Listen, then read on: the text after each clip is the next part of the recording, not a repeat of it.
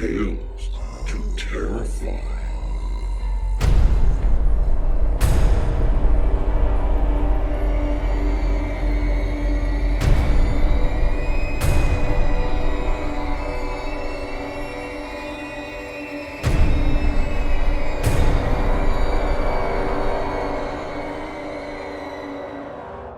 Good evening, children of the night.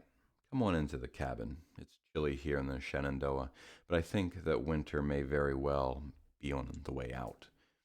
Well, come on in and have a seat. We have a fire and some warm cider over there. Help yourself. I've been getting some reading done, and it's not squarely in our shared genre of horror. I'm within the last 100 pages of Stephen King's Dark Tower series, which is thousands of pages long altogether. It's been a big logjam for me, since as a host of a horror podcast, I really do want to focus on the things that go bump in the night. Once I'm through that with my longer reads, I think I'll focus on the Goodreads Choice Award nominees for 2015. Link will be in the show notes if you'd like. Nick Cutter is on the list, and I really liked The Troop.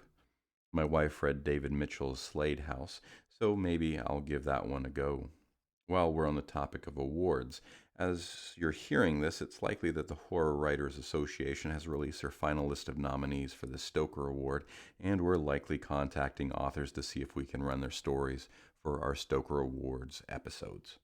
As I'm recording this, their prelim nominations had closed and the finals had not yet been published. I've got my eye on a few favorites, but best of luck to all of the authors, particularly in the short fiction category. First up will be a story from Erin Caldwell. Erin is a second-year law student from Georgia. She has a useless physics degree and feminist leanings. Oh, and her black cat will eat your honor student. And now Erin Caldwell's Black Twine.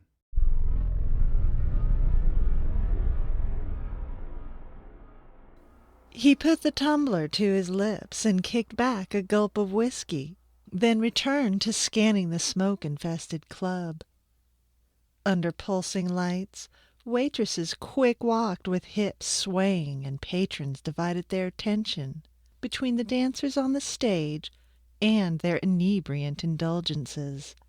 He wasn't there for a lap dance or feigned coquettishness, but he felt that in a place like this, with its cracked linoleum floors and wobbling tables, he would find what he was looking for. "Can I get you another drink, honey?" He turned to see his waitress hovering, with her face inches above his and her low cut lycra top not far below. Her smile wavered when he did not immediately respond. He considered her momentarily before noting her toned arms and how prime they were for resistance. No, she was not the one. "I'm fine with this one, thank you." He had performed this laborious sequence once a month for as long as he could remember, driving hours to a remote venue only visited by lonely truckers on cross-country routes. But it was always worth it in the end. Their squirming, their muffled screams, it gave him a surge. It was not as though he couldn't get women to like him on their own volition. He was well-educated, well-dressed, and blessed with a strong jawline and thick golden blonde hair. These country slum women fawned over his metropolitan suaveness and plentiful charisma. But it was their discomfort, their unwillingness, that he relished. And they were asking for it. Prideless skanks, women ready to shed their dignity for $5 or a half an hour of a man's time. And he felt that even amidst their beseeching wails, they enjoyed what he did to them. Across the room, an unshaven man in a wife-beater slapped a dancer on her backside. She turned around with wide eyes and returned him a weak smile, betraying several missing teeth. She continued to sway around the pole, her bruised legs unsteady under her weight. What a pretty defective, he thought with piqued interest. Her condition was a testament to her experience as the outlet of men's fury. He rose from his chair and moved closer to the stage. Magenta lights darted over her pock-marked face. He noticed her clothing choice, a primitive-looking two-piece, composed of patches of leather laced together with thick black twine. He was drawn to her and her self-doubt. She started off the stage when he intercepted her. "What is a woman like you doing in a place like this?" She turned to him with unveiled surprise. He knew that his fine clothing and comely appearance was a contrast to the uncouth characters that frequented the desert bar. "How about I buy you a drink?" "No, I've been sober for 4 months," she responded, her voice quivering. She spoke with the drawl characteristic of the rural folk in the old mining town. "Well, can I take you out when you finish your shift?" "Sure. I just have to clock out and I'll be ready to go. Can you meet me around back?" Emerging from a screen door, she met him. "Want to go to my house? It's just down the street." They started to walk, but she stopped abruptly. "One more thing," she said, eyeing him suspiciously. "You haven't even told me your name." "Machiavelli," he replied coolly. She had no use for his real name. The answer seemed to placate her, and they headed down a road framed by cacti and the sand kicked up by their feet. The path was devoid of artificial light. He followed closely behind her, and she babbled incessantly. "I've got to fess up that I do live with my sister, but she's not home tonight. I've got some leftover pot roast from yesterday's dinner. It's probably not what a city boy like you is used to, but everyone says my pot roast is larrapin'." He didn't have the slightest clue what that meant, and he did not care enough to ask. The more she talked, the more he wanted to cut to the chase. He considered forcing himself on her on the roadside, but the skulls of animals that littered the road curbed his desires. "Well, here we are. I told you it wasn't far," she said, stopping in front of a structure that he considered more of a shed than a house. "Isn't it cozy?" "It's lovely. Are you sure this is the right place? I think this might be Michael McCall's vacation home." She returned a blank stare. Dumb bitch really didn't know who that was, he mused. "You know, the congressman." "Oh, stop bootlicking," she laughed, swatting him playfully on the shoulder. The interior of the house was yet worse. The carpet looked as though a rake had been dragged through it, and the walls were stained with grease. The flickering light fixture on the wall played host to a festivity of insects, fluttering and writhing in clumps on the wall around it. A doll's head, dirty dishes, among other debris littered the floor, and black twine. Lots of it. He counted at least 4 spools resting in different corners. It will serve its purpose, he thought. He stepped closer to her and put his hands on her shoulder. She wriggled out of his grasp. "Now you just take yourself a seat on the couch while I heat up some grub." She walked into the kitchen, the western doors swinging shut past her. He ground his teeth. wondering how much longer he could wait until his urges got the best of him. He sat for a few minutes, staring at a pile of soiled tabloids and modern quilting magazines on the coffee table from 1995, before getting up, just as she returned with 2 plates of brown slop. He hastily took the plates and set them on the table. "Are you in a hurry or something?" she asked. He put his hands around her throat and pushed her to the ground. She toppled easily and tried to get up, but he had her pinned. He squeezed harder and looked into her eyes.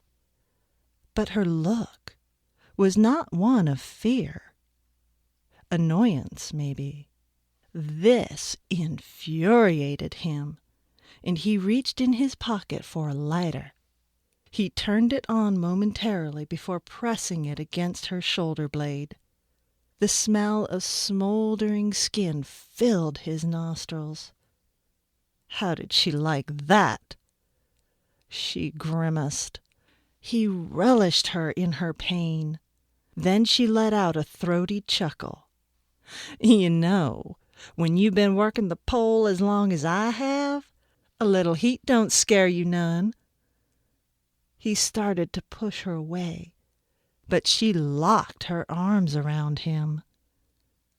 "Where do you think you're going? It's my turn now." She held him in an embrace before pulling forward, forcefully. He looked down in time to see a thin wire emerge from his belly and watch his lower body slide from his torso like a chunk of meat sliced off a butcher's block. "Sally, is that you?" The door swung open and shut, rattling the frame. "Yeah, we got out early tonight. Place was dead as a doornail." "What is that?" she asked, pointing to the crumpled heap in the corner. "Oh, that one. Some guy I picked up at the bar. Dumb as a box of hammers he was. But he didn't put up much of a fight, which is good because I don't need any more of these here bruises." "Mama taught you well. Beautiful skin on that one. You fixin' to use him to make another bikini with him? Don't forget you promised to make me one." "I will. But first, I'm going to use him to finish the one I've got going for another dancer at the bar." She walked across the room to what used to be the man called Machiavelli, though she doubted that was his real name. She took out a razor and gently started flaying the body, working with the diligence of an artisan. Her sister sank on the soiled couch. She watched her for a few minutes, chewing on her nails pensively before speaking. "How many have you chopped up this month?" "5 so far." "You can't keep on like that." She looked up from her craft. I know. But you should have seen this one. His intentions, his demeanor. He was asking for it."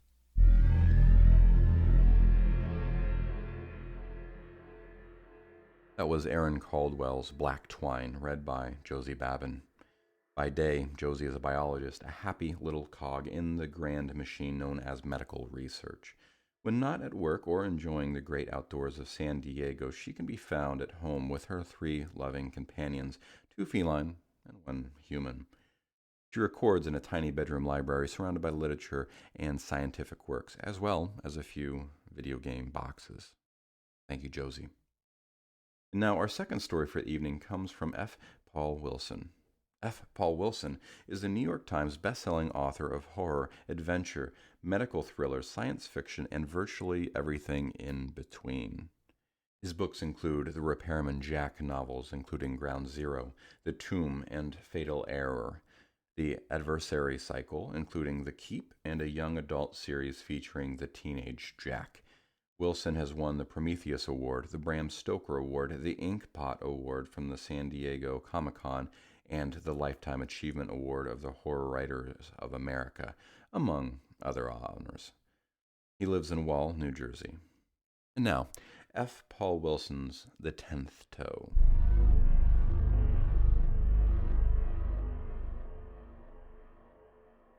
The 10th Toe, or The Beginning of My End, by Doc Holliday. Transcribed by F. Paul Wilson. Narrated by Rock Manor. I am 35 years old, and will not see 36. I was not always the weak, wheezing, crumbling sack of bones you see before you, a man whose days can be numbered on the fingers of one hand.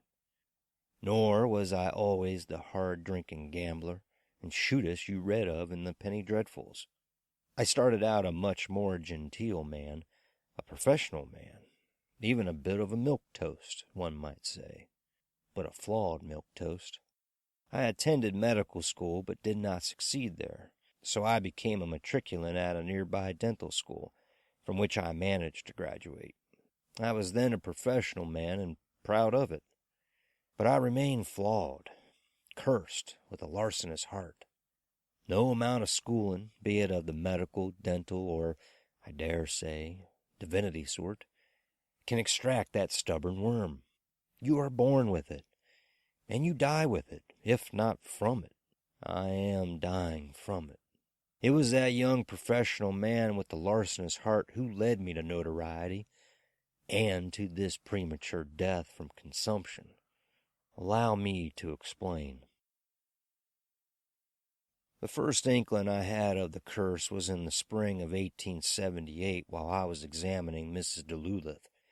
Mrs. Delulith's husband owned the Dodge City General Store, and it was obvious, at least to me, that food was not in short supply on her supper table. She was fat.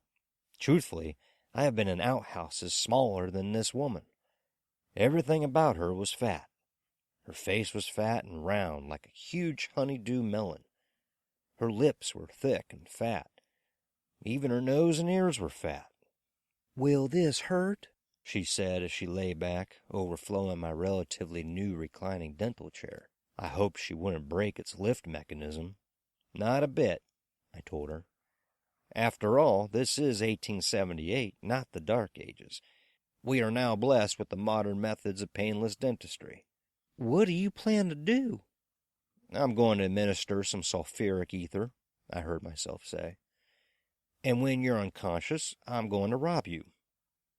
I saw her eyes widen, and she must have seen mine do the same. I hadn't meant to say that.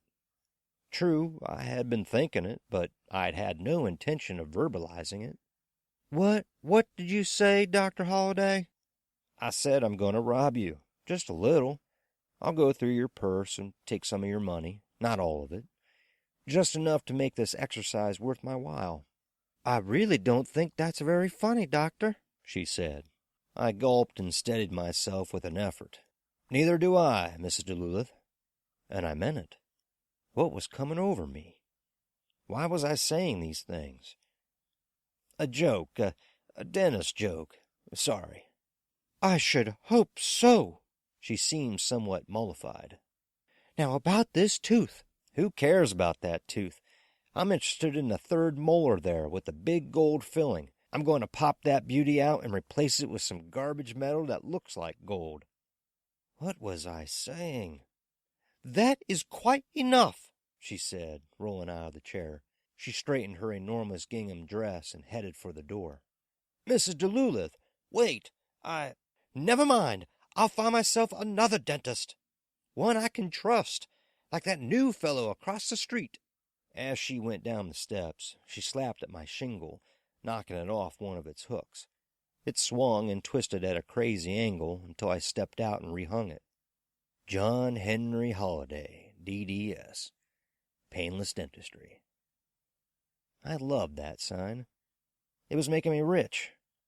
I could have made a good living just from the usual drilling, filling, and pulling of my patients' teeth, but that is not enough for my larcenous heart. I had to be rich. And I was getting rich quickly from the gold I was mining, literally, from my patients' teeth. I'd found an excellent gold-like compound that I substituted for the real thing while they were out cold in the chair. It was nowhere near as good as gold, but no one had caught on yet. I had another couple of years before the replacement fillings started to fall apart. Of course, my practice wouldn't last that couple of years if I treated all my patients like Mrs. DeLulla. Luckily, the waiting room had been empty. I closed the door behind her and stood there thinking. I admit I was somewhat shaken. What was wrong with me? I hadn't meant to say any of those things. A short while later, the widow Porter arrived with her daughter, Bonnie, who had a toothache. Bonnie was 16 and extremely buxom for her age. Her bosom was apparently growing at such a rate that the bodice of her dress could not keep pace. She was fairly bursting from it. The tortured seams appeared ready to split.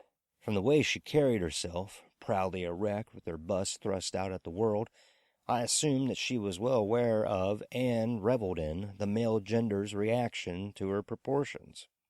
Bonnie had a cavity in her second lower left molar. As I leaned over her to examine the tooth more closely, she arched her back so that her breast brushed against my arm. I straightened and looked at her. She stared back and smiled boldly. This was one of the most brazen young females I'd ever met. I was becoming, I hesitate to say it, aroused. Teenage girls were never my style. They tend to fall in love, which can be most inconvenient. But for a young thing of Bonnie's proportions, I realized that I might make an exception. She'll need a filling, I told her mother. Oh, dear, the widow Porter said. You mean you'll have to use the drill? The drill? Bonnie said, the simper suddenly gone out of her. The drill? Yes. I lifted the instrument from its hook and pumped the pedal to show her how the bit spun. Her expression was horrified. You're going to put that in my mouth? Yes, but I could feel my tongue starting to run off without me, but I refused to let it get away this time. I bit down to hold it in place, but it broke free. Like to put something else in your mouth, if you know what I mean. Not again. I seemed utterly helpless against this. Really? Bonnie said, smiling again and thrusting her breast out even further.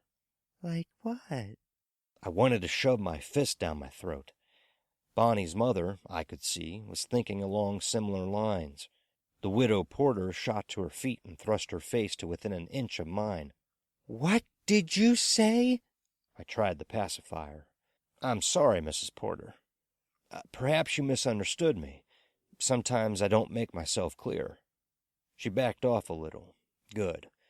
She was listening. Even better. I knew I could smooth this over if my mouth would only let me. Just as her face began to soften, I felt my lips begin to move. I could do nothing but listen. What I really meant to say was that I'd like to drill her with a special tool I keep buttoned in my pants. As a matter of fact, I'd like to use it on both of you. Scoundrel! She cried, and swung her heavy purse at me, missing my face by a fraction of an inch. Bounder! She grabbed Bonnie by the hand and yanked her from the room. The girl flashed me a smile and a lascivious wink on the way out. Sweating and gasping, I slumped against the door. I had lost control of my voice. Every thought that flashed into my brain was going straight out my mouth.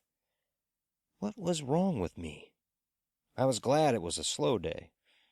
I went to my office and poured 2 fingers of bourbon from the bottle I kept in the bottom drawer. I downed it in a single swallow. I looked at my framed degree from dental school hanging on the wall. I had counted on becoming wealthy here in Dodge. Now I was ruining it. When I heard the front door open, I hesitated going out. It was frightening not to be able to control your words. But I had to defeat this malady. I had to overcome it by sheer force of will. I forced myself into the anteroom. It was empty. I went into the drilling room and found a familiar figure sitting in the chair. We played draw poker most nights over at the 49er Saloon. I wouldn't say we were friends in the truest sense of the word, but I was the closest thing he had to a friend besides his brother. Wyatt Earp slouched in the chair, helping himself to my nitrous oxide. Wyatt giggled. Got a toothache, Doc. Don't overdo that sweet air, Wyatt, I said. I have to send all the way to Chicago for more. The smile wavered off and on again. You'll be going to Chicago and staying there if you try any more funny business with Miss Bonnie Porter. I remembered then that Wyatt had been keeping company with the widow Porter lately. I never touched her. But you said some lewd and obscene things that I'd jail you for if you weren't a friend. She's a fine example of young Kansas womanhood, and should not be exposed to such behavior. She's a tease waiting to blossom into a tart, I said. Wyatt looked at me with a strange expression. He wanted to frown, but the nitrous oxide wouldn't let him. I won't have you speak that way about the daughter of a woman for whom I harbor deep feelings. You harbor deep feelings for her daughter, and you don't want anyone to get to Bonnie before you. And as for the widow Porter, your only deep feelings are for her bank account. His half-smile finally disappeared. Hey, now wait a minute, Doc. I really love that woman. I laughed. You must think I'm as stupid as you are. What was I saying? Wyatt had 4 inches and a good 100 pounds over me. I wanted to vomit. I think you might be a stupid dead man, Doc, if you don't watch what you're saying, he said menacingly as he straightened up from the chair. I tried to stop myself, but couldn't. My mouth ran on. Come on, Wyatt, you're fleecing her. It's true that I'm allowing her to invest in a couple of the mines that I own, but as a peace officer, I resent your implication that I'm involved in anything illegal. You're a disgrace to the badge, Wyatt. People laugh at you, behind your back, of course, because they know if they get on your wrong side, they'll wind up in jail on some trumped-up charge, or backshot by your brother Virgil. He was stepping toward me, his right hand balled into a fist. I broke out in a cold sweat and felt my bladder try to empty. I probably could have stopped him there with a few rational words, or even a quick confession of abject fear. I actually felt the words forming in my mouth as he raised his arm to punch me. And that was when the odor hit me.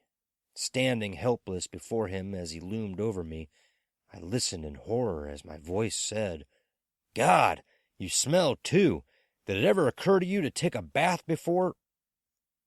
When I woke up on the floor, Wyatt was gone. I staggered to my feet. My jaw ached and my upper lip was swelling. When the room stopped tilting back and forth, I stumbled into the waiting room. This was a nightmare.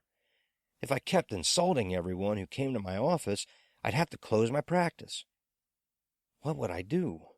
I was already 26 and not good for much else besides gambling and shooting. I wasn't a bad shot. Maybe I could take over Earp's job when he left for Tombstone next year.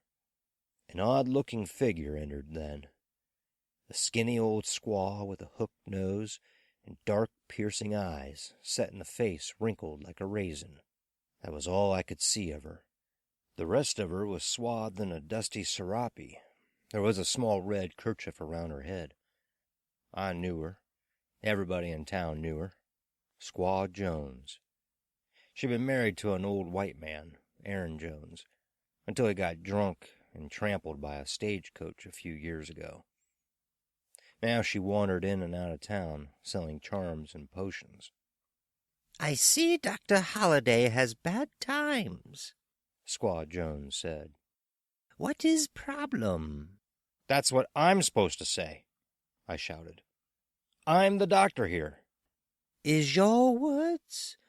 You say what wish to hide inside? I was shocked.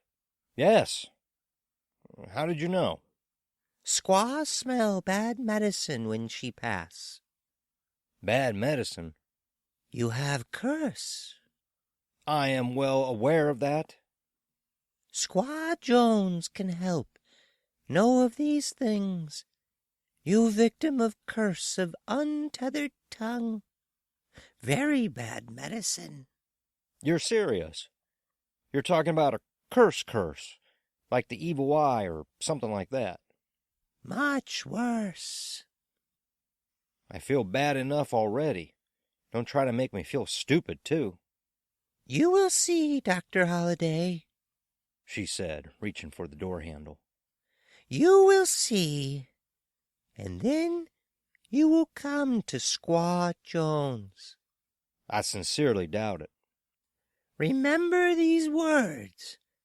When find man with missing piece, you find enemy. I haven't got any enemies. It could be friend. I haven't got many of those either. At least not after this morning. Remember Squaw Jones, she said as she shuffled out the door. You will need her. That'll be the day, I thought. I didn't need an Indian. I needed another drink. The next few days recapitulated the events of that morning. I insulted and alienated each member of a steady, dwindling flow of patients. But at least no one punched me.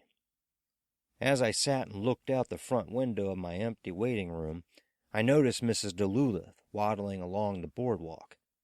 She turned into the doorway of the new dentist who had come into town a few months ago, Dr. James Elliott.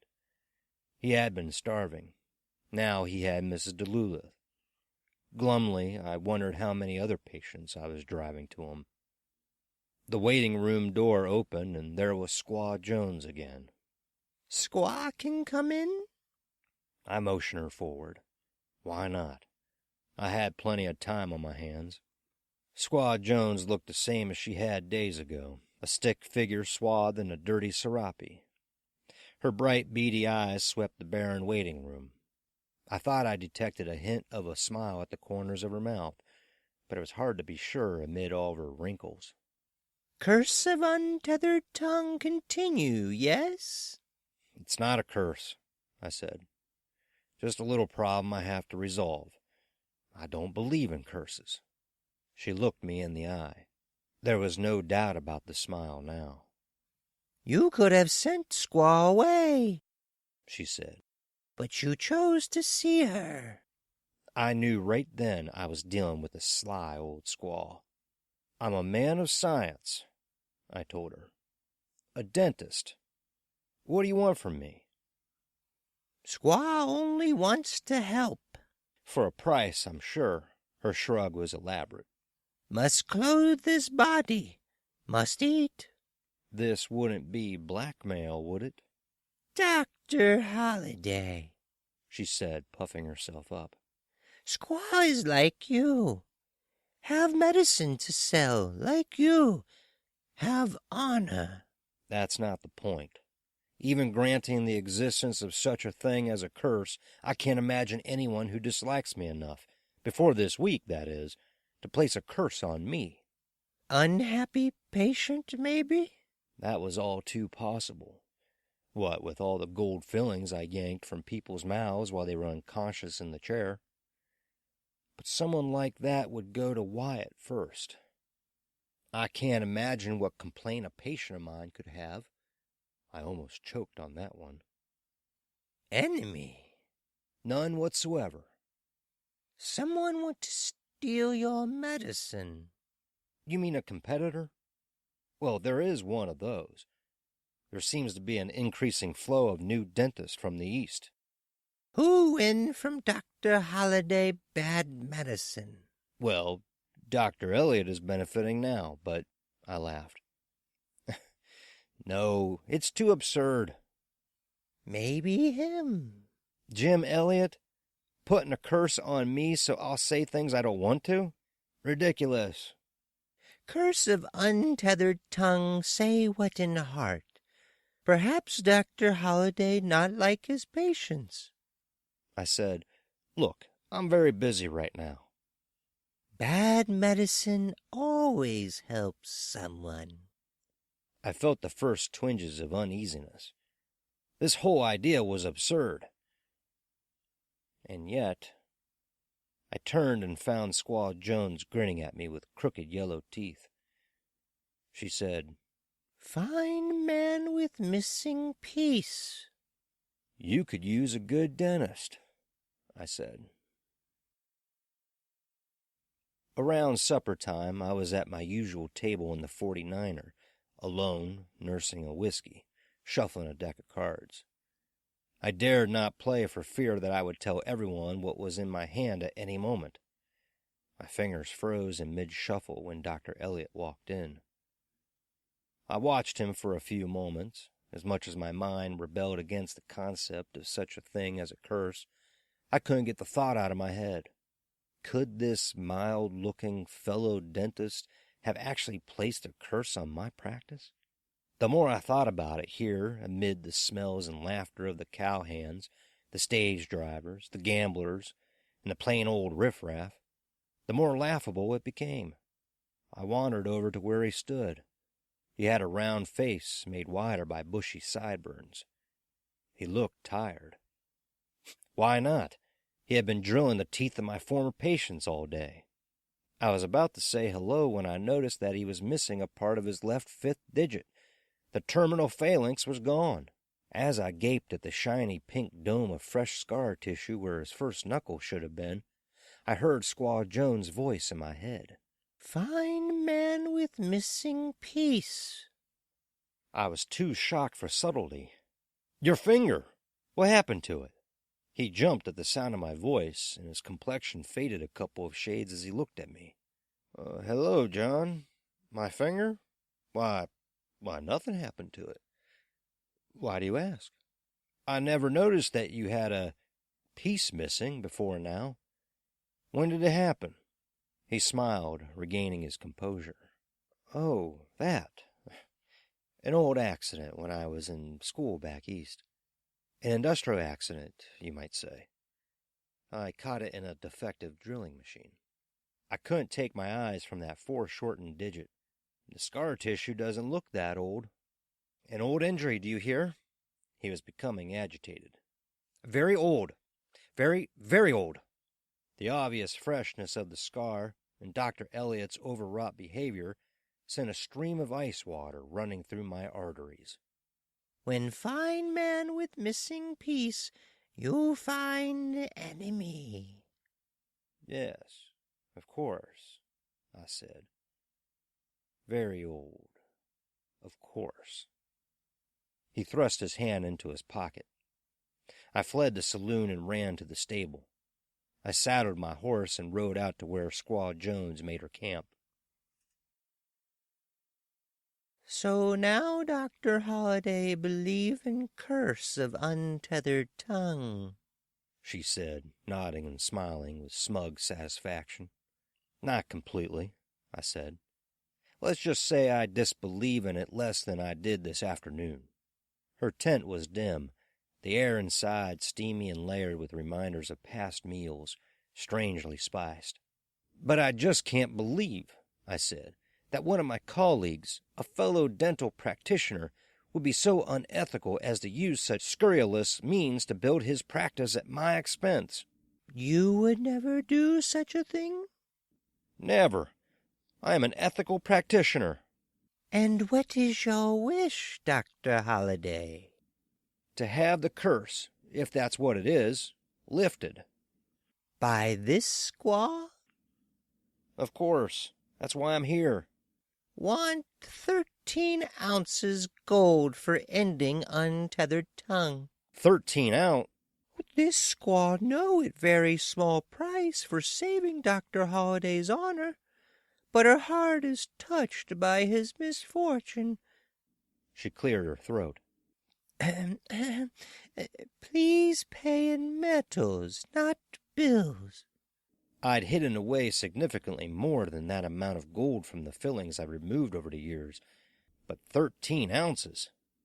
I'd want a guarantee. "Nothing sure in magic, Dr. Holliday." I rose from my seat and started for the door. "I'm sorry. I can't allow myself to be made into a fool." I was bluffing. I bluffed well in poker, even back then, and had little doubt I could get her to back down. But she kept quiet, waiting until my hand closed on the doorknob before she spoke. She did not, however, say the words I was hoping for. "For 3 more ounces, maybe this squaw can turn bad medicine back on ones who started." As I said before, a sly old bird. I had taken the bait, now she set the hook. A gamble of 16 ounces. But suddenly I didn't care. I wanted to get even. I returned to my chair. Can you really do that? She nodded. If Dr. Holliday makes sacrifice. Sacrifice? Wait a second here. Must have no fear. I'll have no fear as long as I have my revenge. She smiled and rubbed her hands together. This is good. What do I have to do? Dr. Holliday must give 3 things.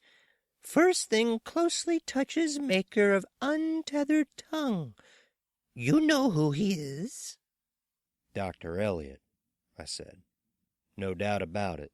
But just how closely must this thing touch? Very close. Underclose. Pen. I considered that for a moment. How on earth was I going to handle that? How was I going to get a hold of a pair of Elliot's underwear? Maybe a sock would do. No matter. I'd find a way. What else do you need? Need small amount of Dr. Holliday's liquid. Liquid? This was getting more cliched by the minute. You mean blood? She shook her head. She seemed embarrassed. Fluid that only man can give. I don't understand, I began. And then I did. What kind of magic is this? Very, very old. Really? And what if I were a woman? We wait for your time of month. I see. I found it difficult to believe I was sitting here having a serious conversation about this. She cleared her throat again. The sample. You can give some? I squared my shoulders. Of course. And the third thing? This squaw will tell when you bring first 2. I wasn't sure I liked the sound of that, but I couldn't turn back now. I had stepped over the edge and had left the safe and sane world behind. I was now adrift in the world of the magical and the irrational. Squaw Jones' world. I had to trust her as a guide. Early the next morning, I was at the hotel next to my office, eating eggs and potatoes. I've never liked eggs and potatoes, but I was there because Elliot was there. I raged silently as I watched him storing up on his nourishment before a busy day of drilling the teeth of my patients. I was in a black mood. I had been by his rooming house earlier, but had found none of his laundry around. I'd been tempted to break into his quarters, but was afraid I'd get caught. I couldn't risk that, with Wyatt still mad at me. As I watched him, he stirred his coffee and licked the spoon dry before placing it on the tablecloth. A neat man, a fastidious man. I felt like running over and wringing the spoon. I almost shouted out loud. That's it. The spoon. It had been in his mouth. What contact could be more close than being in someone's mouth? I waited until he finished his meal and departed, then hurried over to his table, just beating the serving girl to it. She gave me a strange look as I darted in front of her and grabbed the spoon off the tray, but I simply continued on my way without a backward glance, as if this were the most natural thing in the world. The hard part was over. I headed across the street to the back rooms at the 49er. Miss Lily would be waking up just about now. For a nominal fee, she'd help me obtain the second ingredient. This was the easy part. Now what? I said as I held out the spoon and a small cup of cloudy liquid to Squaw Jones. She made no move to take them from me. You have gold? Yes. I pulled a leather pouch from my coat pocket. 16 ounces, as agreed. I held my breath as she loosened the drawstring and looked inside. My larcenous heart had prevailed on me to cheat her out of her payment. No gold for Squaw Jones. Instead, I'd made nuggets of lead and coated them with the gold-colored material I used for my fake gold fillings. They wouldn't stand close inspection. She looked inside, gauged the weight of the bag in her hand, then nodded. Is good. The pouch disappeared inside her serape, and then she took the 2 ingredients from me. Now this squaw make mix. Dr. Holliday wait outside. What about the 3rd ingredient? She smiled. Soon, Dr. Holliday. Must be patient. It was difficult to be patient knowing that Dr. Elliot was busy in his office working on my patients, while my office door was locked. After what seemed like hours, Squaw Jones called me back in. I found her sitting there with a cup of steaming liquid. Now time for 3rd ingredient. The sacrifice. What sort of sacrifice? I didn't like the sound of this one bit. Small part of you. Something Dr. Holliday will not miss, but something that will not grow back. Wait just a minute, I said. I'd heard about deals like this where you make a trade for something you'll never miss, and I didn't want to fall into that trap. We're not talking about my soul, are we? She laughed. No, only small piece of flesh. Token for gods. Dr. Elliot gave finger. How did you know that? You told this squaw last night. Did I? I don't remember. You did.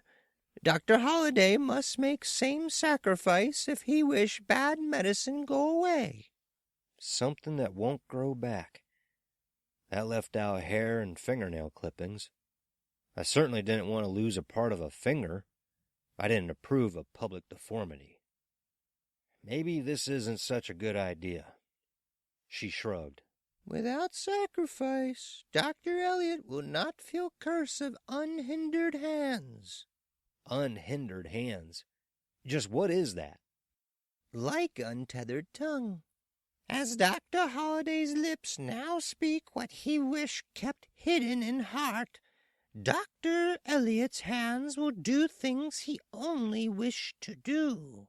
The thought of Dr. Elliot's hands acting upon whatever physical desires occurred to him, to be no more able to restrain his hands than I had been able to restrain my tongue, delighted me. Then I thought of something neither I nor anyone else would miss. How about my little toe? It is good, she said. How do we do this? Following her directions, I removed the boot and sock from my left foot and held it over the steaming liquid. Dip toe. Feeling like a fool for going through this hocus, yet hating myself for not having the nerve to call the whole thing off and take my chances with my unruly tongue, I dipped my little toe into the cup.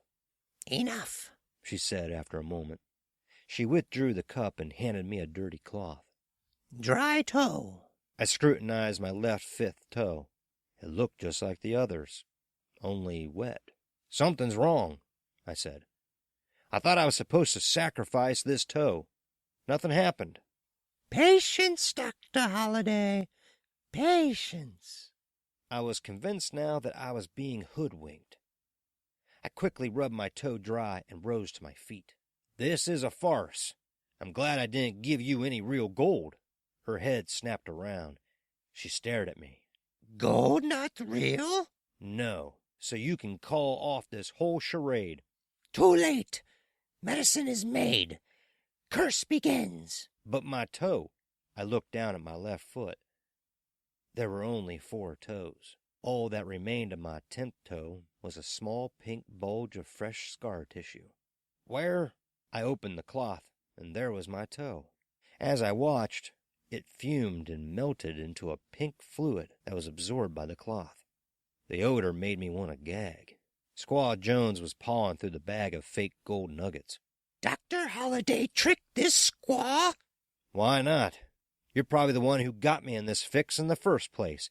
You're playing both sides of the street. She approached me, menace in her eyes. I kept watch on her hands, making sure both were in sight. They were, clutching the pouch of fake gold. Her face came within inches of mine. She stared at me. Then she coughed. Once. Return to your office, Dr. Holliday. Curse of untethered tongue is broken. Curse of unhampered hands begin. Squaw Jones cannot change that now. I glanced down at my four-toed foot again and realized I was rapidly becoming a believer. With boot and sock in hand, I hurried from Squaw Jones' tent.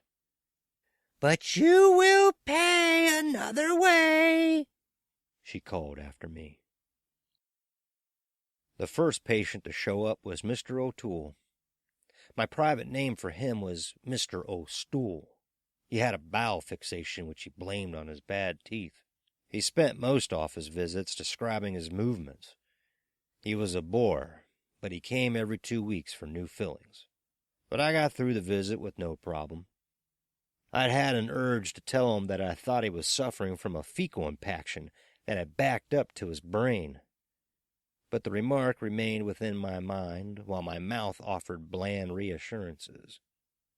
I drilled his latest imaginary cavity and fairly danced out of the examining room. I've done it! I've broken the curse! I went to the front window in my waiting room and looked across the street at Dr. Elliott's office. I whispered, "I've beaten you, Elliott. Beaten you at your own game."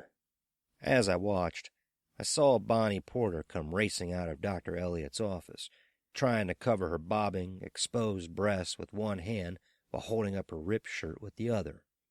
In close pursuit, with a piece of Bonnie's torn bodice clutched in his teeth, was Dr. Elliott. And right behind the two of them was the widow Porter, swinging her handbag. She caught Dr. Elliott full force in the back of the head with a swing, and he went down. Then she stood over him and began pounding him with the bag. I watched until Wyatt ran up.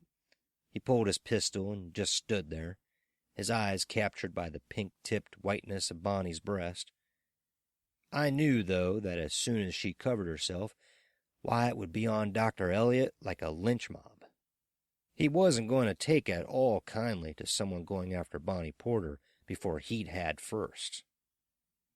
Poor Dr. Elliott. Couldn't control his hands. Such a shame. As I turned away, I felt a twinge behind my sternum. I began to cough. I'd never coughed like this before in my life. Spasms racked my chest. I pulled out my handkerchief and buried my face in it, trying to muffle the coughs, perhaps suppress them by trapping them inside. Suddenly, I felt something tear free in my chest and fill my throat. I gagged it out. Blood stained my handkerchief. Hemoptysis. A bloody cough. A sure sign of consumption, or what they were now calling tuberculosis. But how could I have tuberculosis? I hadn't been visiting anyone in a sanitarium, and the only people in these parts who had any tuberculosis were Indians. Squaw Jones had coughed in my face, but only once, and that had been just a few hours ago. I couldn't have developed tuberculosis in that short time. It was impossible. I glanced out the window again. Wyatt was leading Dr. Elliott off toward the jail, and being none too gentle about it. In the crowd that had gathered, all heads were turned to watch them go. All except one. Squaw Jones was there, staring directly at me. I coughed again.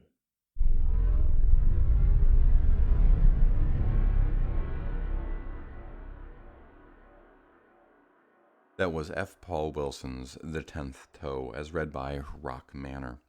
Rock Manor has been featured as a voice performer on podcasts, such as the No Sleep podcast, Pseudopod, and right here on Tales to Terrify. He is a producer of Manor House, hosted by The Phantom Collector, a horror audio anthology series featured on both iTunes and YouTube. Producers of the Black Tapes podcast call Manor House top-notch, and best-selling author Brian Keene says Manor House is like Tales from the Crypt. It's really fucking cool, which Rock thinks is also really fucking cool. Visit his website at manorhouseshow.com. And of course, Rock Manor served as editor right here at Tales to Terrify for a turn as well. Thank you, Rock. And that will be our show for the evening, Children of the Night. Join us again next week for another episode of Tales to Terrify.